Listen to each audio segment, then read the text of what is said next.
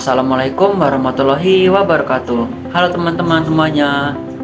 Perkenalkan, nama saya Adi Irfan Maulana dari Lokal A1 Prodi Bimbingan dan Konseling.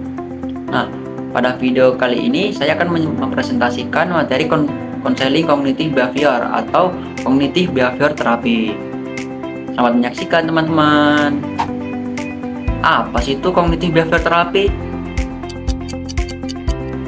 Apakah teman-teman ada yang tahu apa itu kognitif behavior terapi? Jadi, kognitif behavior terapi atau CBT ini adalah pendekatan konseling yang berfokus pada hubungan antara pikiran, emosi, dan perilaku. Nah, dalam CBT ini dijelaskan bahwa cara seseorang berpikir akan mempengaruhi perasaan dan tindakannya. Jika seseorang memiliki pikiran negatif, maka emosi dan perilakunya juga bisa menjadi negatif. Oleh karena itu, CBT ini membantu individu mengubah pola pikir yang tidak rasional menjadi lebih realistis dan positif. Kemudian, bagaimana dengan sejarah CBT? Apakah teman-teman juga tahu?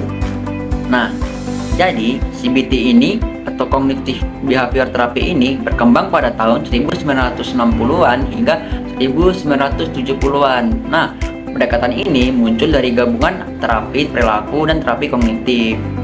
CBT ini berkembang karena para ahli menyadari bahwa masalah psikologis tidak hanya dipengaruhi perilaku, tetapi juga cara berpikir seseorang. Tokoh utama yang berperan dalam pengembangan CBT ini adalah Aaron Dweck dan Albert Ellis. Bagaimana dengan konsep dasar CBT? Jadi, konsep dasar CBT ini adalah hubungan antara pikiran, perasaan, dan perilaku. Nah, dalam CBT ini, emosi seseorang tidak langsung disebabkan oleh suatu kejadian, tetapi oleh cara individu menafsirkan kejadian tersebut. Nah, CBT ini juga mengenal istilah distorsi kognitif, yaitu pola pikir yang tidak realistis atau berlebihan. Selain itu, terdapat juga core beliefs atau keyakinan dasar yang terbentuk sejak lama dan mempengaruhi cara seseorang memandang dirinya sendiri maupun lingkungan sekitar. Baik, berikutnya adalah tujuan CBT. Apakah teman-teman sudah tahu apa saja sih itu tujuan CBT? Kalau belum tahu, mari kita bahas. Nah, tujuan CBT ini adalah membantu individu berpikir lebih realistis dan positif.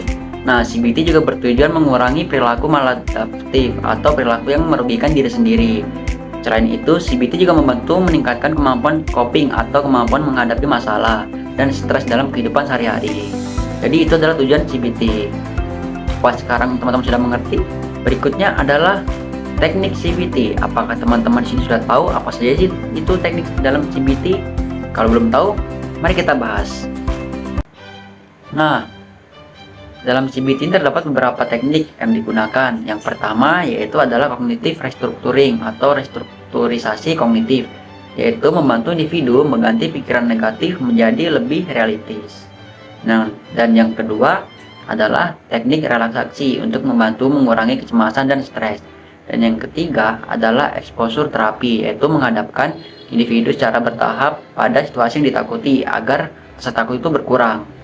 Dan yang keempat adalah self instruction, yaitu melatih individu menggunakan kata-kata positif kepada dirinya sendiri.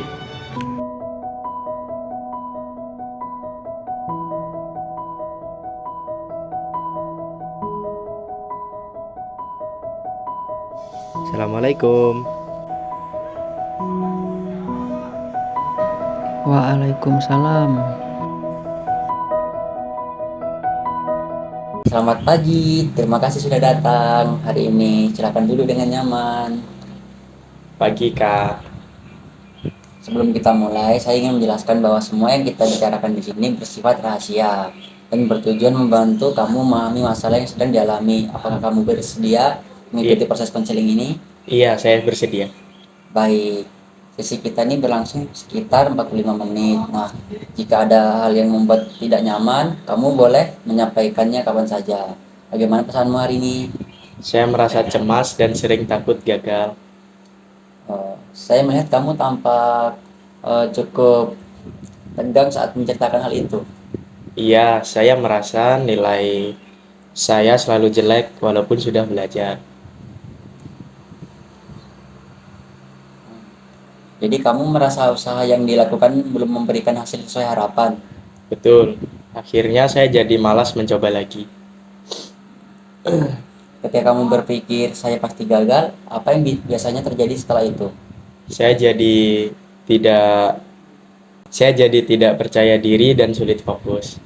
Baik, berarti pikiran tentang kegagalan memengaruhi perasaan dan perilakumu ya. Iya, Nah, dalam CBT kita akan mencoba melihat hubungan antara pikiran, perasaan, dan perilaku. Nah, menurutmu nih apakah pikiran saya pasti gagal selalu benar? mungkin tidak selalu, tapi saya sering memikirkannya. Baik, itu langkah awal yang bagus karena kamu memulai menyadari bahwa pikiran tersebut belum tentu fakta. Saya belum pernah memikirkannya seperti itu. Nah, untuk minggu ini saya ingin kamu mencatat situasi yang membuat cemas, pikiran yang muncul. Nah, dan perasaan yang dirasakan. Apakah kamu bersedia mencoba? Iya, saya akan coba. Baik, terima kasih. Hari ini kita sudah membahas pikiran negatif yang sering muncul. Nah, pada pertemuan pertemuan berikutnya kita akan mencoba mencari cara berpikir yang lebih realistis. Selamat pagi, bagaimana kabar minggu ini? Lumayan lebih baik. Nah, bagaimana dengan tugas mencatat pikiran dan perasaan yang muncul? Saya mencatat beberapa kali saat merasa takut gagal. Baik, boleh diceritakan salah satu situasinya? Saat guru memberikan tugas presentasi, saya langsung berpikir pasti akan salah. Nah, ketika pikiran itu muncul, apa yang kamu rasakan? Saya panik dan ingin menghindar. Nah, mari kita coba melihat bukti dari pikiran tersebut. Apakah sebelumnya kamu selalu gagal saat presentasi? Tidak juga, pernah beberapa kali berjalan lancar. Berarti ada bukti bahwa kamu juga mampu melakukan presentasi dengan baik. Iya juga. Nah, jika mengganti pikiran saya pasti gagal menjadi saya mungkin gugup, tetapi saya bisa berusaha dan mempersiapkan diri, bagaimana perasaanmu? Saya jadi lebih tenang. Bagus, itu disebut restrukturisasi kognitif, yaitu mengubah pikiran negatif menjadi lebih realistis. Saya merasa lebih percaya diri. Apa langkah yang bisa kamu lakukan agar lebih siap menghadapi presentasi berikutnya? Saya akan latihan di rumah dulu. Nah, itu strategi yang baik. Selain itu, kamu juga bisa menggunakan teknik napas dalam ketika mulai cemas, seperti tarik napas terus dibuang. Baik, saya akan mencobanya. Nah, saya senang melihat perkembanganmu dari dua sisi ini. Nah, apa hal paling penting yang kamu pelajari? Saya belajar bahwa pikiran negatif belum tentu benar dan bisa diubah. Nah, sangat baik. Semoga keterampilan ini bisa terus digunakan dalam kehidupan sehari-harimu. Terima kasih atas bantuannya. Sama-sama, terima kasih juga sudah terbuka selama proses konseling. Apakah teman-teman sudah menonton video roleplay tadi? Bagaimana pendapat teman-teman atau menurut teman-teman? Jadi, berdasarkan verbatim konseling CBT ini, dapat disimpulkan bahwa pikiran negatif sangat mempengaruhi perasaan dan perilaku seseorang. Nah, konsel ini awalnya merasa cemas, takut gagal, dan kehilangan rasa percaya diri karena selalu berpikir bahwa dirinya pasti gagal. Melalui proses konseling cognitive behavior therapy atau CBT ini, konseling diajak mengenali hubungan antara pikiran, perasaan, dan perilaku. Nah, lalu belajar mengganti pikiran negatif dengan cara berpikir yang lebih realistis dan positif. Hasilnya, konseling ini menjadi lebih tenang, percaya diri, serta mampu menyusun strategi untuk menghadapi situasi yang membuat cemas. Nah, proses ini menunjukkan bahwa mengubah pola pikir dapat membantu seseorang mengelola emosi dan meningkatkan kemampuan dalam menghadapi masalah sehari-hari. Jadi, kesimpulannya adalah CBT ini adalah pendekatan konseling yang membantu individu memahami hubungan antara pikiran, emosi, dan perilaku. Nah, CBT ini efektif digunakan untuk membantu mengatasi berbagai masalah psikologis dengan cara mengubah pola pikir negatif menjadi lebih realistis dan adaptif.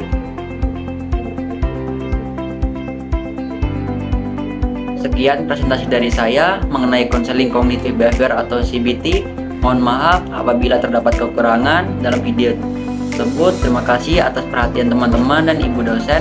Wassalamualaikum warahmatullahi wabarakatuh. See you.